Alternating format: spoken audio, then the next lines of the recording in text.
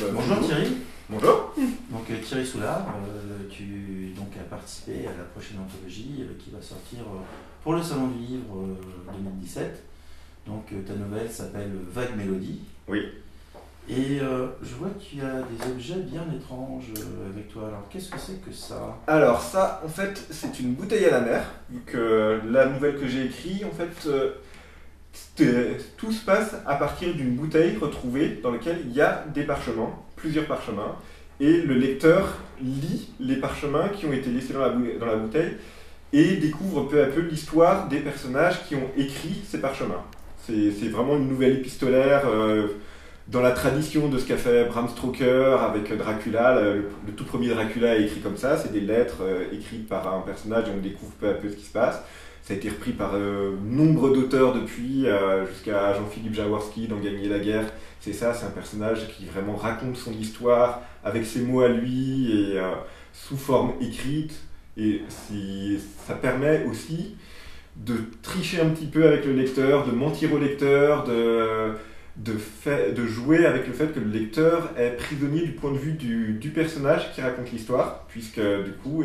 En fait, il y a plusieurs personnages qui ont donc... qui ont chacun leur vision des événements, qui chacun, du coup, vont se retrouver confrontés à des événements qu'ils ne vont pas forcément comprendre de la même façon. Moi, en plus, là, c'est une histoire de pirates fantastique, avec des sirènes, différentes choses comme ça. Mais le concept de base, c'est qu'on a un équipage qui est pensé pour la chasse à la sirène, donc un équipage composé uniquement de personnes sourdes.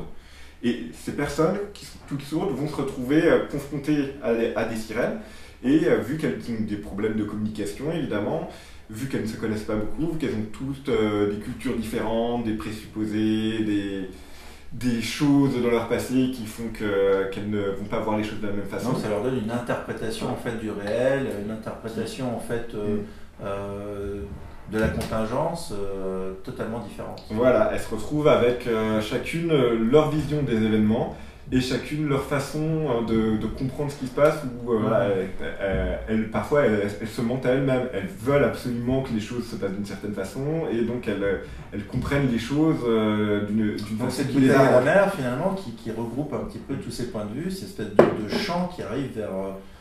qui se transforme en faisceau et qui arrive vers un réceptacle, un récepteur qui est le lecteur ou celui qui retrouve cette bouteille à la mer. Voilà, du coup on a des personnages dans la nouvelle qui lisent la bouteille à la mer qui a été retrouvée.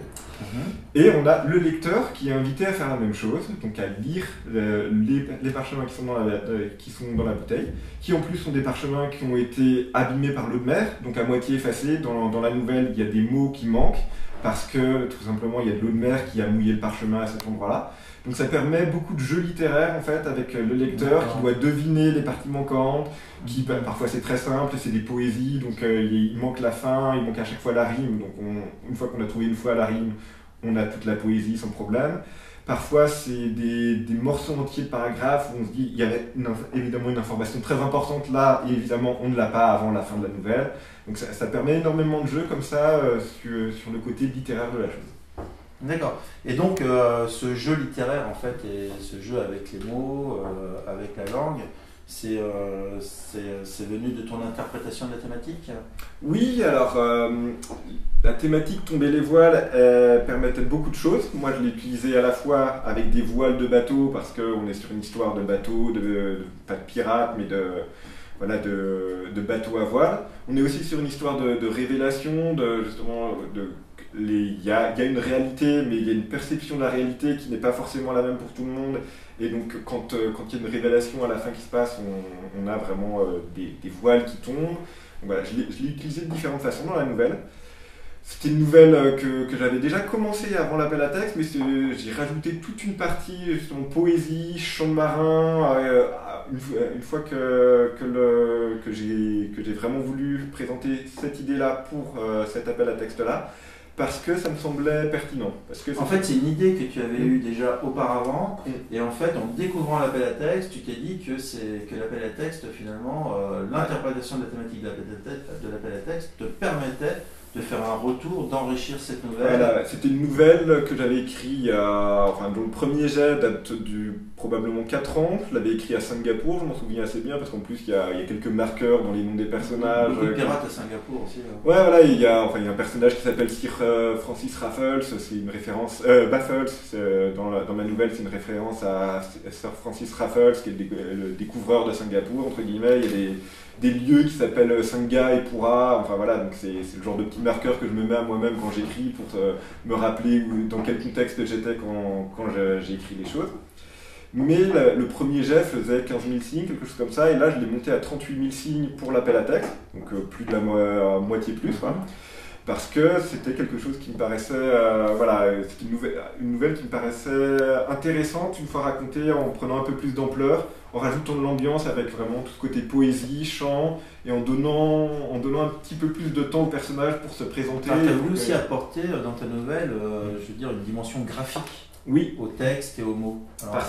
Parce que justement, on est sur un faux parchemin, donc on peut vraiment se permettre en fait d'avoir une histoire qui est racontée non seulement par les mots utilisés, mais aussi par la façon dont les mots sont disposés. Parce que les mots sont parfois effacés, ça je l'ai déjà dit, mais aussi il y a un personnage qui est un poète, ou qui veut être poète en tout cas, et qui écrit des poésies. Et dans ces poésies, il y a des calligrammes, il y a des anagrammes, il y a différentes choses qui sont utilisées pour donner un petit peu plus de présence justement à ce personnage et pour donner un peu plus de présence à cette nouvelle-là qui est vraiment pensée pour être lue plus que... Enfin, elle pourrait être adaptée en pièce de théâtre ou des choses comme ça, mais voilà, quand on a vraiment un calligramme, une poésie présentée sous forme de calligramme où la mise en forme du texte renforce l'idée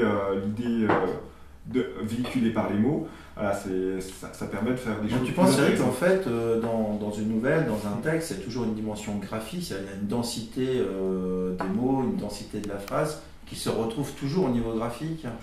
Pas forcément. On peut avoir de très très bonnes nouvelles, de très très bons textes qui ne feront pas du tout appel à cet aspect des choses. Mais là, ça me semblait intéressant d'avoir ça en plus dans la nouvelle, vu qu'on était sur un faux texte, sur un roman épistolaire où on a vraiment un faux document et que je pouvais me le permettre, je me suis dit, voilà, tant qu'à faire, je rajoute des poésies qui forment où les mots forment des dessins. Je rajoute des choses qui graphiquement sont intéressantes également. D'accord, donc tu nous as amené aussi... alors ça, voilà, coquillage. À un moment, l'un des personnages, le poète justement, Sir Francis Baffles, ramasse un coquillage dans la nouvelle. Je laisse les lecteurs découvrir l'importance du coquillage. Donc voilà, ce coquillage, pour moi, c'est ce coquillage-là que j'ai ramassé du coup quand j'étais en Malaisie, sur une plage. Et voilà, qui est un coquillage que je trouve très joli. Alors, il n'y a pas un Bernard l'Ermite, hein? Non. Il n'y a pas un habitant. Il n'y a pas d'habitant dedans, mais je l'aime bien pour son côté dual en fait. On a d'un côté un coquillage assez agressif, et quand on le retourne, on est sur quelque chose de beaucoup plus doux, beaucoup plus posé, tendre, voilà, avec des courbes, voilà, beaucoup moins agressif. Donc voilà, je l'aime beaucoup pour ça, parce qu'on est aussi dans cette nouvelle sur une dualité complète comme ça, où en fait on n'a que des personnages masculins, que des hommes qui racontent, et la nouvelle se pose beaucoup aussi sur la question du rapport aux femmes. C'est-à-dire que tous ces personnages sont d'une façon ou d'une autre hantés par une figure féminine. Oui, c'est pas pour rien que les marins prennent la mer. Hein. Oui, voilà, ils se retrouvent... C'est pour échapper à leur mer, hein. Souvent on disait que les navigateurs anglais étaient des seuls navigateurs parce qu'il y avait tellement des mers insupportables qu'ils préféraient prendre la mer et se sauver loin d'elle. Pour l'oublier finalement. Et il y a aussi ce côté jeu de mots mer qui est facile à utiliser, qui est utilisé dans la nouvelle d'ailleurs. D'ailleurs, est-ce qu'on l'entend la mer, l'appel de la mer à l'intérieur? Je ne sais pas, est-ce que je l'entends? Moi je l'entends. Est-ce que tu l'entends? Je vais essayer. Oula, je pourrais pas dire que c'est... Non, j'entends bien une voix qui me parle, mais je suis pas sûr que ce soit la mer. Hein. La voix du destin, peut-être une sirène. Hein. Peut-être une sirène. Peut-être. Alors attention, hein, quand on quand on a lu la nouvelle, on sait ce que veulent les sirènes. Donc voilà, faut faire attention si on entend des sirènes, ou peut-être pas, on verra bien. Oui, c'est ça. Et de toute façon, les sirènes sont toujours là pour nous alerter du danger. Ou peut-être pas. Mais du coup, voilà, dans cette nouvelle, ce qui m'intéressait beaucoup, c'était aussi ça, cette figure de la sirène qui va être soit séductrice, mais d'une façon gentillette, soit souvent dangereuse, la sirène. Il n'y a pas de sirène homme alors, c'est ça? Alors là, oui. Là, voilà, on a vraiment ça. On a un équipage composé de marins qui sont uniquement des hommes. On a une menace, un antagoniste qui est composé de sirènes qu'ils rencontrent et avec lesquels ils ne peuvent pas communiquer. Et on a en même temps tous ces fantômes du passé qui sont soit la mère du jeune Mousse qui a été embarqué là-dedans simplement parce qu'il trouvait que c'était une bonne idée pour faire de l'argent rapidement pour sa famille, soit la femme dont le personnage était amoureux et qui, depuis qu'il est devenu sourd, ne le regarde plus du tout. Ils ont tous leur intérêt à rejoindre cet équipage, ce vaisseau pour se rendre ils ont tous cette façon, ce rapport aux femmes qui, d'une façon ou d'une autre, guide leur vie.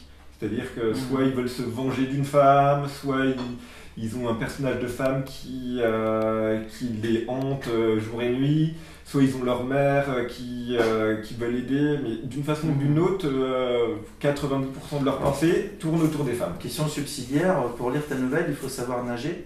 Alors non, il n'y a pas besoin de savoir nager. Il n'y a pas besoin de savoir nager. Il n'y a pas besoin de savoir nager. On peut la lire dans son bain. On peut jouer à la sirène dans son bain en lisant la nouvelle, c'est pour nos lectrices. On peut. Ça risque il faut poser ses pieds comme ça, c'est ça, sur le rebord de la baignoire et les écarter comme ça, et tout de suite ça fait cette palme. Voilà. Mais ça risque de tâcher quelques mots en plus, ça la rendra encore un peu plus difficile à lire la nouvelle. Donc au lieu de la relire 2 fois pour tout comprendre, il faudra la relire 3 fois ou 4 fois. Voilà, on peut c'est bien avec la mousse dans le bain tout de suite avec ça peut être sympa. Donc, à la plage aussi, sinon à la plage on est parfaitement dans l'ambiance. Alors ça c'est bien, c'est des conseils de lecture, vous pouvez lire Vague Mélodie dans votre bain en jouant à la sirène avec du bain moussant. Avec un coquillage. Non, mais comme on est en plus sur un recueil de nouvelles qui est vraiment fait pour être lu, senti, touché, écouté à tous les niveaux, autant se mettre dans l'ambiance, autant vraiment aller le lire sur une plage en plein été, avec un jus de noix de coco. Pour moi, c'est vraiment la meilleure façon de le lire. Ça c'est intéressant, ça. Des conseils de lecture comme ça, je pense qu'on est tous friands. Pour changer un petit peu, donc on va bifurquer un petit peu vers d'autres chemins. Toi Thierry, tu es un lecteur de fantasy, lecteur de science-fiction Les deux. Les deux, et pas seulement, en fait, je suis un gros lecteur de façon générale. Depuis que je suis tout petit, je lis vraiment énormément. Il y a eu une période où j'empruntais 2-3 livres par semaine à la bibliothèque. Un grand lecteur. Ouais, vraiment gros lecteur. Donc voilà, à la fois littérature de l'imaginaire, science-fiction, fantasy, mais aussi tout ce qui va être roman historique, roman contemporain. Voilà, je me limite pas à ce que je lis, j'aime vraiment découvrir et me laisser surprendre. Dans ce que j'écris, par contre, c'est beaucoup de littérature de l'imaginaire. J'ai écrit du coup un gros roman d'1,5 million de signes, donc ça fait l'équivalent d'un trône de fer, d'un tome de trône de fer. De science-fiction que j'essaye de présenter aux éditeurs actuellement, qui a eu plutôt de bons retours. J'ai des éditeurs qui l'ont pas pris, mais quand le livre, quand il revient et qu'il est corné au chapitre 27, tu sais qu'il n'est pas mauvais parce que le lecteur a quand même été jusqu'au chapitre 27, donc il a déjà lu l'équivalent de 300 pages. Donc tu mets des traces sur le livre là pour repérer jusqu'à où. C'est le lecteur là qui m'avait corné le truc en l'occurrence pour me montrer où il était. Si tu avais un livre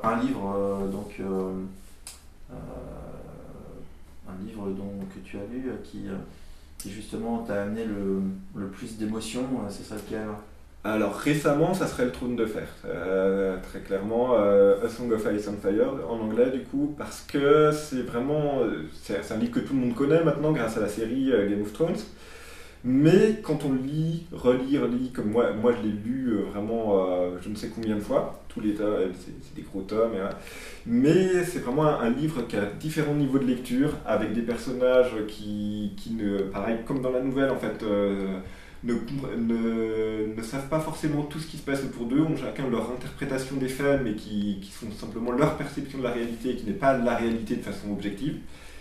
Et en plus, il y a énormément de choses en VO, en anglais, énormément de jeux de mots à comprendre, énormément de choses qui demandent à faire appel. Tu aimes t'amuser, tu aimes que le texte t'amuse en même temps, qui est vraiment un travail sur le langage. Ouais, un jeu avec le lecteur. En fait, là, c'est vraiment, pour moi, le Trône de Fer, c'est vraiment un livre qui fait énormément appel à l'intelligence du lecteur, parce que le lecteur va le lire la première fois à fond pour connaître le destin des personnages et savoir ce qui se passe.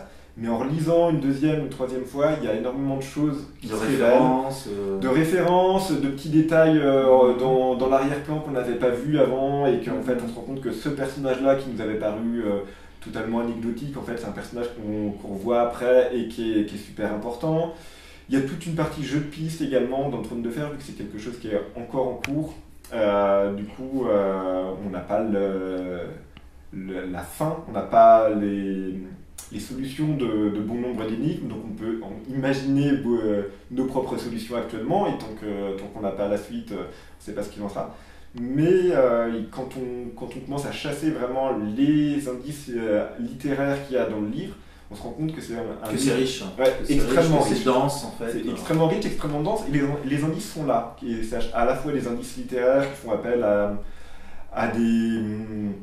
à beaucoup de double sens ou de triple sens des mots, de polysémie, de néosémie, de choses comme ça, et de références internes au livre où les personnages font des blagues, ce qui paraît être une blague au premier niveau, et en fait ils sont totalement sérieux, mais ils font passer ça comme une blague, et on se rend compte seulement beaucoup plus tard qu'il fallait prendre la phrase au premier sens du terme et pas du tout de façon métaphorique, et le contraire finalement. Voilà, il y a des prophéties par exemple qui vont être présentées de façon métaphorique. En fait on va se rendre compte que non, l'interprétation c'était totalement au sens premier du terme, au pied de la lettre qu'il fallait faire.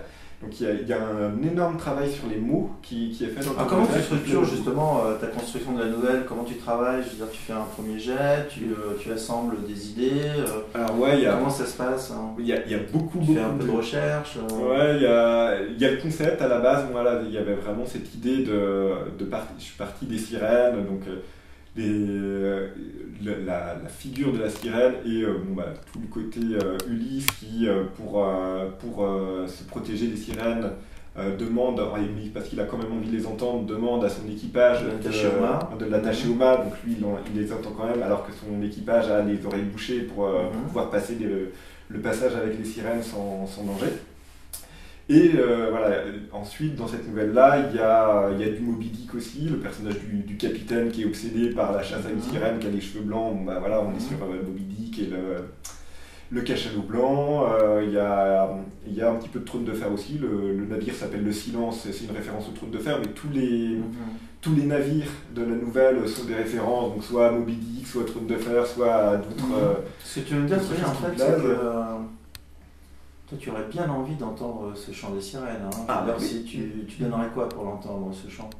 Je donnerais quoi? Je ne sais pas. J'espère que ta femme n'est pas dans le coin.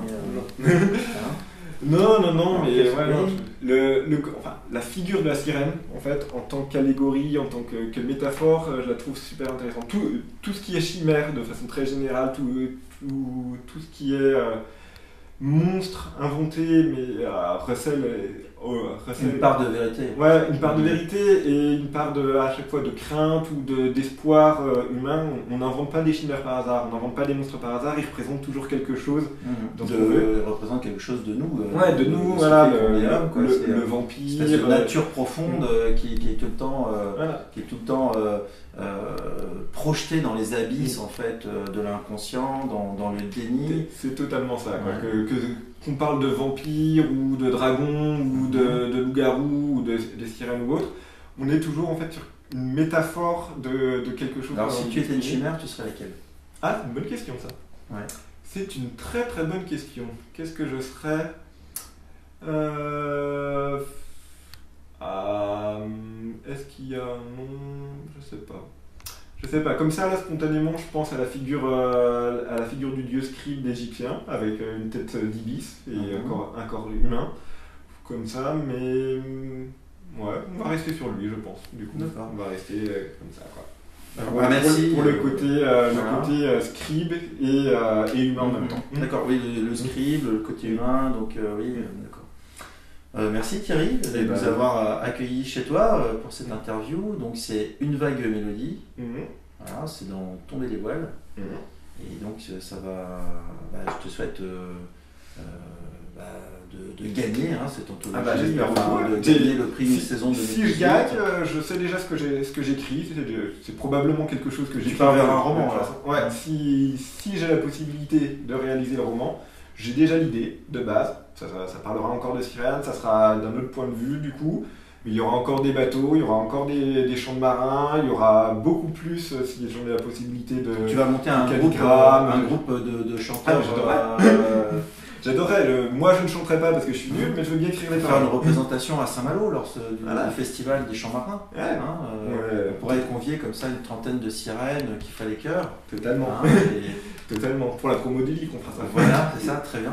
Merci encore et puis bonne lecture pour Tomber les voiles, Une vague mélodie. Thierry Soula. Merci beaucoup.